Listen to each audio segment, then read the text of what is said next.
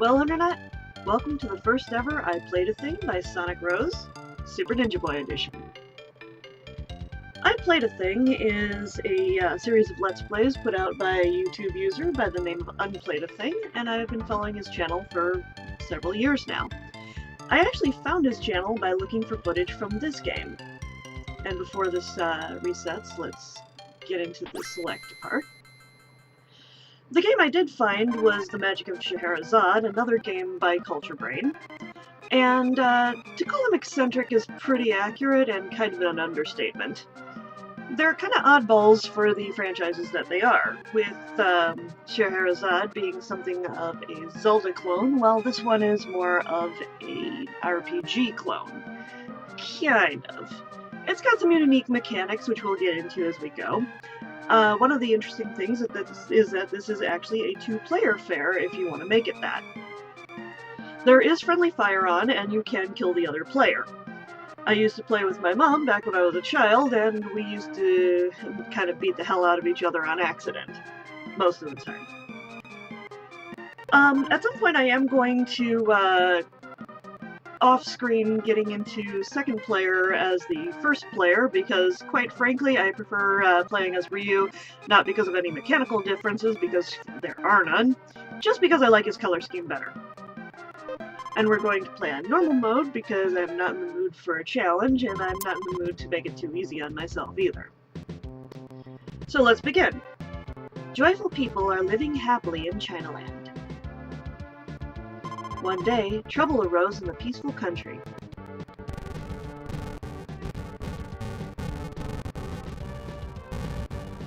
A mysterious spaceship fleet covered the sky of Chinaland. What? A 3D image in the sky! Hello, people of Chinaland. Please don't be scared. We are on a universal peace mission. I am the leader, Rubadoc. Rubadoc. Let that sink in. Rubadoc. Even as a child, I thought this was stupid. We are traveling the universe to promote peace. People in Chinaland, let's work together for universal peace. A universal peace conference was held between Rubadoc and the Emperor Qin of Chinaland.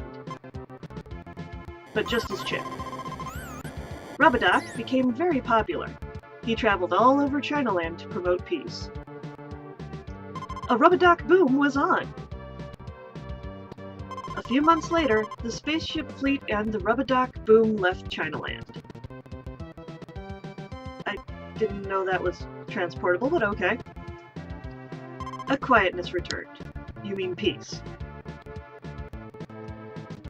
Jack, I heard some troubles have happened in the capital city, Yokan. And like many games of its era, it has some beautiful English peppered throughout the dialogue. Ryu. They were crazy about peace a little while ago, but troubles now? Anyway, it looks like we got a job to do. Let's go to Yokan. Which is incidentally our first city. Like pretty much every RPG of its day, we have this top-down view, and it is actually quite nice, but instead of getting into combat and random battles, we'll check out the town first.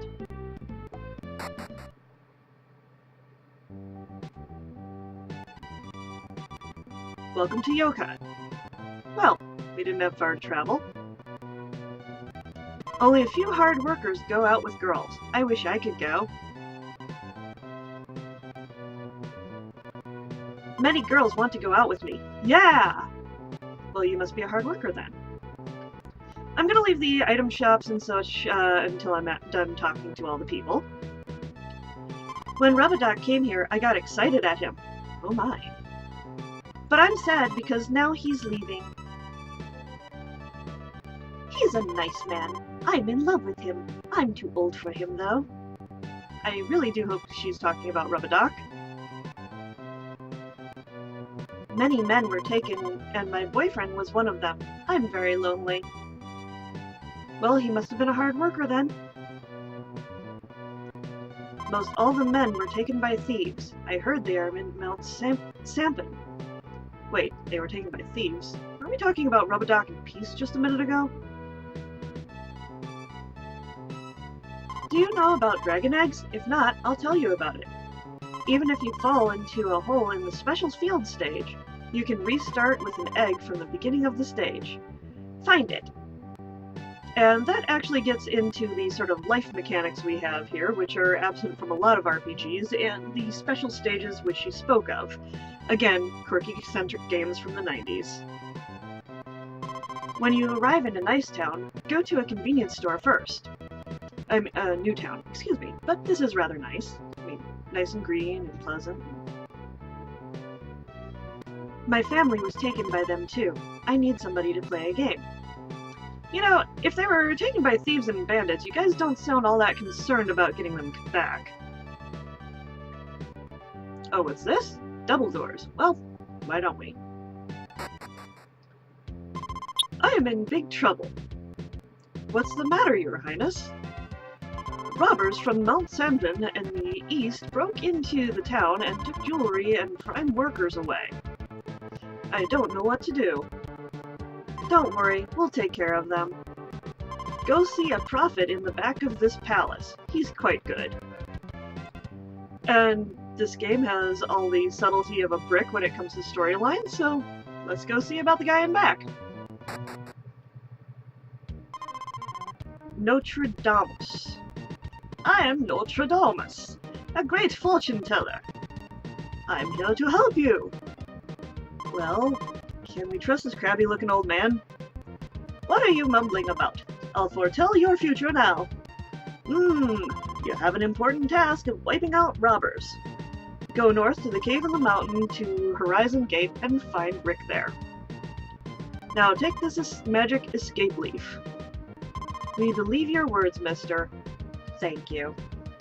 Remember, my name is Nostradamus, the Great. The Great what?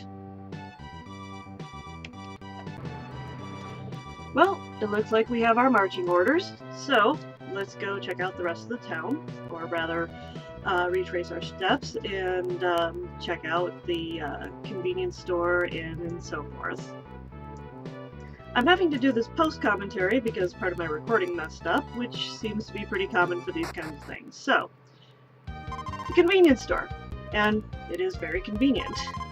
You will go to the next level if you get 18 experience points. What can I get you? And this is where you would be able to revive characters if we were in 2-player mode, or change the number of players. Again, I'll off-screen that later. The passwords are not quite as long as I thought they used to be, but in the original game this was the way that you would save as well, and battery backup was still kind of a novice idea at the time. Although with the Super Nintendo you'd think they could have shelled out a little bit more. Still, Culture Brain probably just a smaller outfit, so what you gonna do?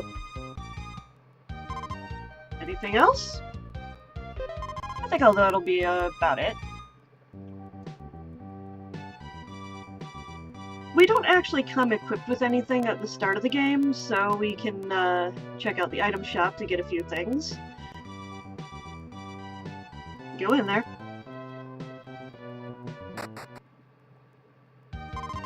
Welcome to my shop. What would you like? Well, I'd like a lot of things, but I've only got 160 cents starting out, which is not a bad little cash grab. We can't buy everything, obviously, and they don't give us the descriptions of what it is that we could be buying, but I'm going to go with the Skin Gauntlet, which is basically our fist weapon. Are you sure? Is it okay? Paying 60 cents in order to punch things? No, it's not okay, but, you know, for the sake of the game, we'll take what we can get. Anything else? I decided to go with the Bantam gear, which is 80 cents, and a couple of sweet buns, which are your bread and butter healing item. The Dragon Egg, as was already explained, will allow us to continue in the side-scrolling stages, but for now we don't have to worry about that.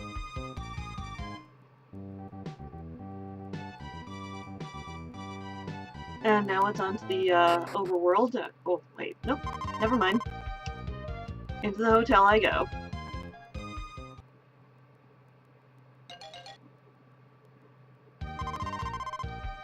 Good morning, have a safe trip. Please come back again. I'm sure we will. Also, free in. Very nice for starting out. And as you can see, we don't really have much to our name, and neither does it allow us to see what kind of stat gains we may or may not have from the equipment that we're currently loaded out with. I think the game will be generous enough to at least tell us if we're trying to downgrade, but I can't be certain of that. But we can see our attack, defense, and so forth in the status menu. So, on the Overworld, let's see what we can destroy. And here's about where it's quite a bit different from other RPGs of its era, as the combat system is handled in what are called bouts.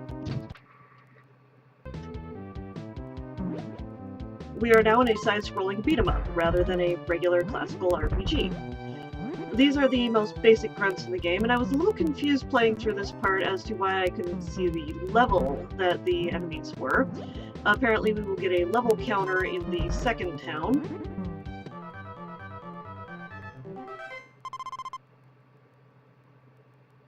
And as you can see, we got 8 experience points out of that, and some decent sen.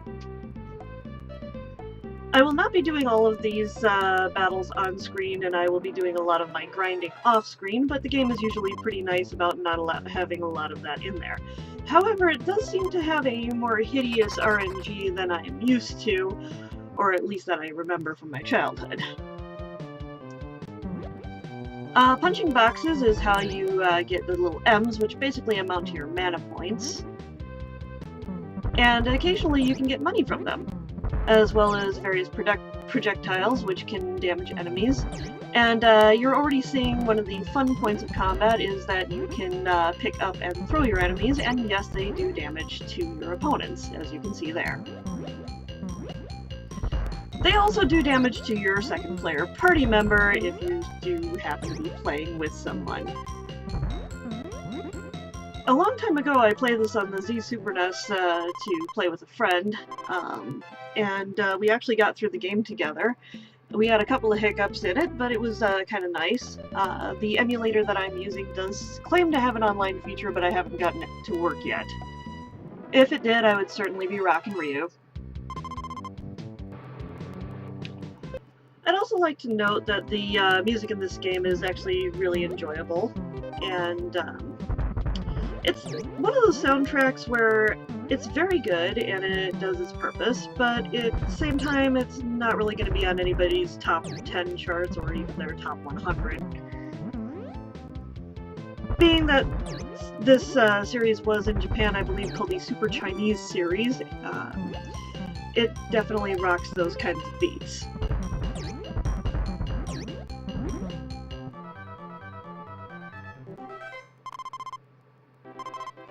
And as we are in the early stages of the game, it's also pretty generous as far as the experience points amounting to some good MPs, or EXPs rather. And this is our mountain cave, although it seems to me a little bit more like a dungeon.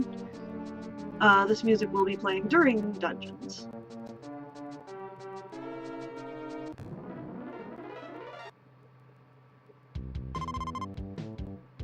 As you can see, the monster variety right now is pretty slim. These are the same kinds of monsters that we were fighting on the Overworld.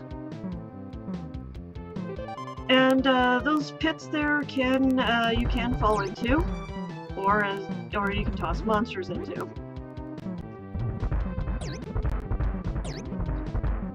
One thing that the game isn't showing right now, and that'll probably be in another town as well, is that there are a certain number of enemies that you are required to fight in order to end a battle.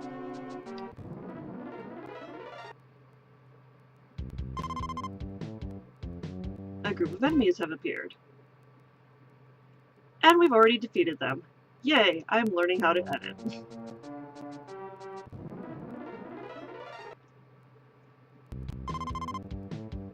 And the RNG continues to be horrible. Hey, they caught up with us. And there was one of the projectiles I was talking about.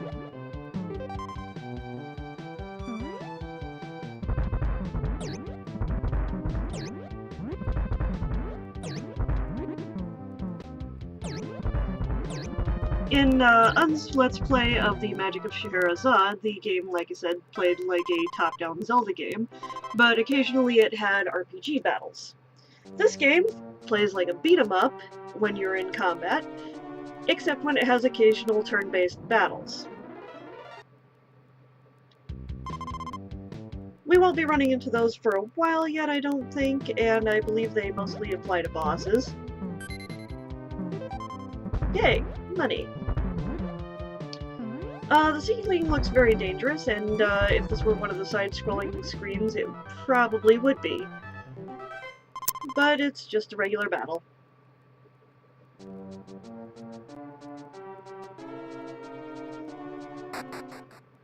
Ooh, treasure. What do we get? Dragon helmet. And this makes me happy that I didn't buy a helmet at the beginning of the game. Although it's a shame the sprites don't actually change when you do open the treasure chests. And we've hit a dead end. Of course.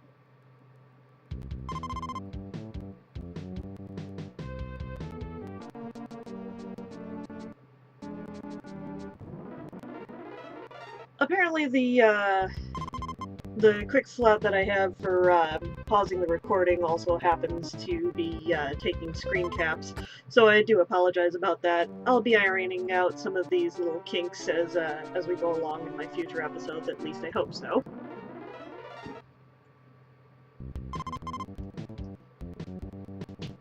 And this is why people don't like random battles.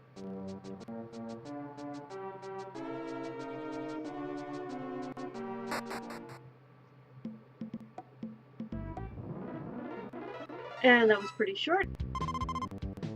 And we got into another fight. Yay!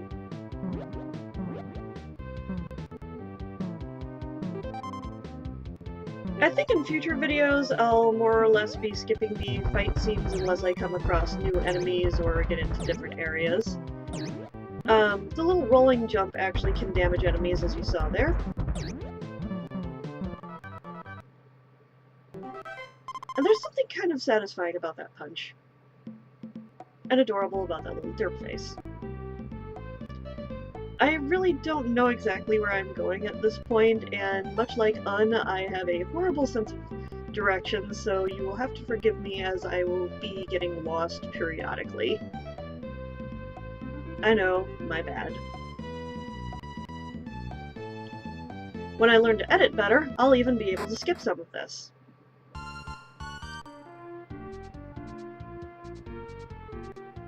This is Horizon Gate.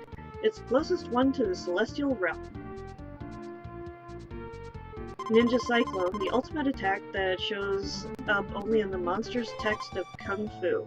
Just one blow will knock enemies down and break a hole in a thick wall. Well, we're probably going to learn that. You need 3 M marks to use it. Follow the same operation for Super Jump. And Super Jump is a personal favorite of mine. I'm not short, I'm still growing. Okay. Who said I am not strong but big? Now, I think at this point I went into the convenience store, mostly to see what my experience points were, and the convenience store, as it says, it will be 30 experience points to the next level. I also checked in on the password, and as you can see, it's gotten a little longer since last time. Anything else?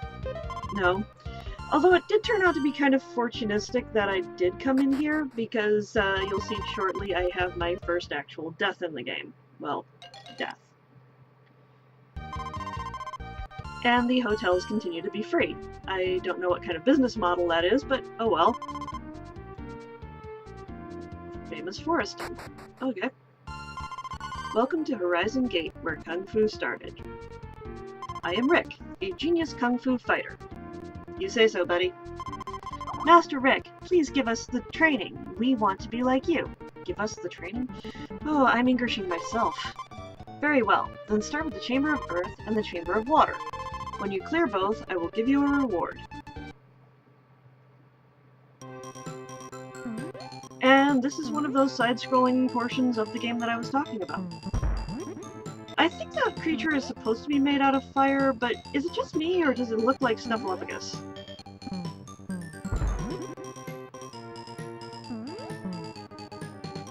Hitbox is a little wonky there, and I seem to have gotten a Boo Bomb, which is an item in this game, but I cannot punch out that little thing. Here I did a little experiment, because I knew there was a run in the game, but as you can see, I was defeated. I didn't realize that you would start at the last convenience store that you had been at, but that's actually something of a mercy there. And now to do what I didn't do in the previous town, buy some dragon eggs. You actually have a limited number of items that you can buy in this game.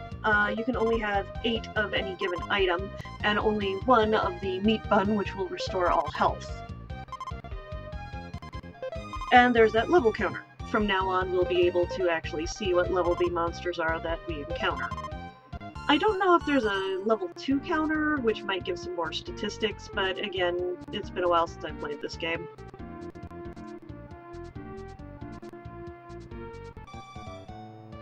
The little skip there was from me trying to figure out how to do a save state on this emulator, since this is not the Z Super NES. I switched to another emulator because the Z Super NES was giving me a lot of lag, and I wanted to do this as fluidly as possible. But there I did learn how to run and jump, which, you know, I'm a gamer, I should know these things. Bye, Snuffy.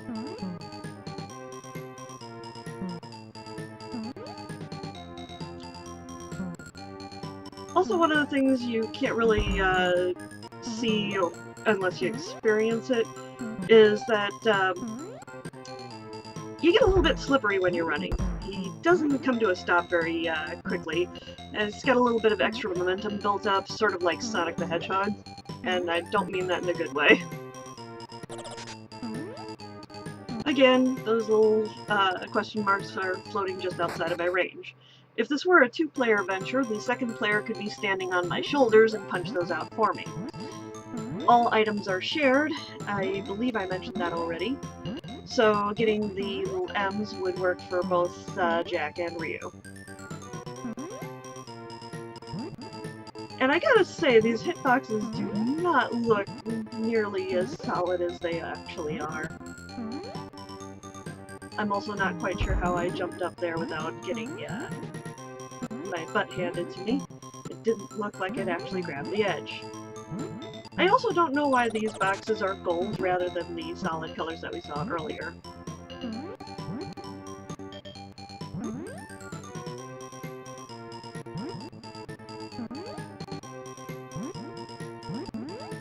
I was not entirely sure at this point if those little spikes up there were instant death spikes, but I can confirm that yes, they are.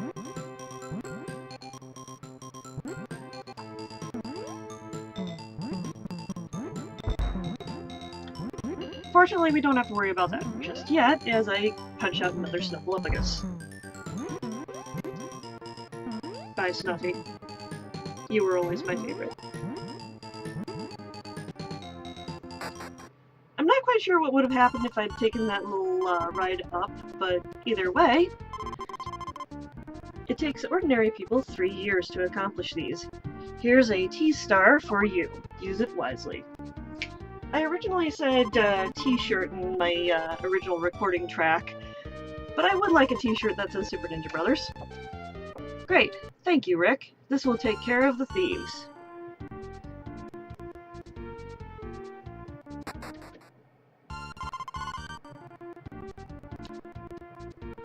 Gengai. I'm Gengai, head of the Forest Temple. Rick is my disciple. Please train us. The thieves must be rooted out at once. Very good. But you must pass the Chamber of Fire and Wind training. If you're successful, I will give you spider shoes. Okay, let's go. The spider shoes are an item we're only going to be using in some of these side-scrolling areas. And yow, that did a lot of damage. These spider shoes actually allow you to hang on to ceilings.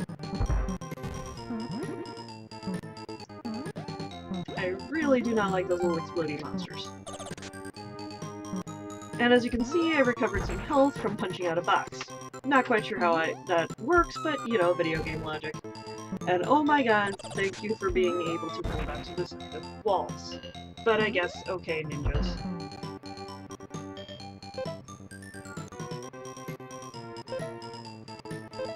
And I forgot my buttons a little bit, but here's how we use food.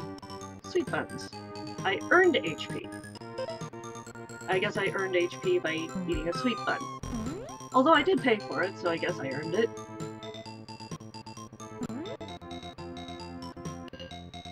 I really couldn't quite figure out exactly what I was doing with those walls and how to jump off of them. So forgive me for having a little bit of a rough playthrough here. And we move on to the next area of the game. This is the wind area, as mentioned before, and there are forces at work against poor little Jack here that you cannot see, so if he's moving super slow, that's the reason. I'm not quite sure how to get through those little squares there, or if it's even necessary. And I punch out another Snuffy.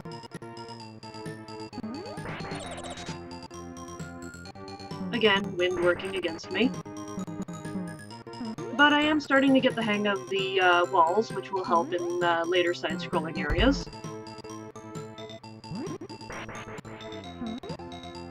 Hitboxes are particularly wonky in these side-scrollers.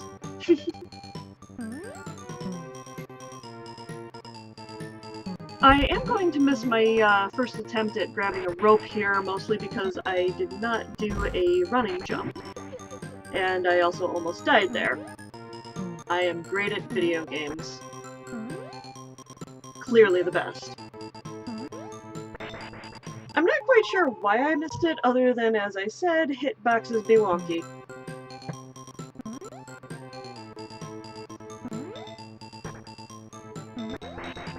I also realized at some point that I didn't have to punch out every single enemy that came into my path, so there's that. I do think that I get experience from them, but if so, it's gotta be pretty minuscule. Again, floatiness, I'm going across the ceiling. Excellent! You're as skillful as Rick. As I promised, I'll give you the shoes that stick to the ceiling. Thank you, Genkai. Rick is in the next room. Meet him if you haven't met him. Okay, that's logical. And I am going to call it here, although I will say that I did not mean to go back into the stage. If you push left, right, or up instead of down when getting out of a building, you'll be pushed right back into where you were.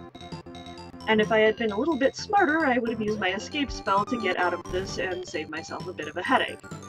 But that's it for today. Hope you've all enjoyed, and I will see you next episode. Sonic Rose, out.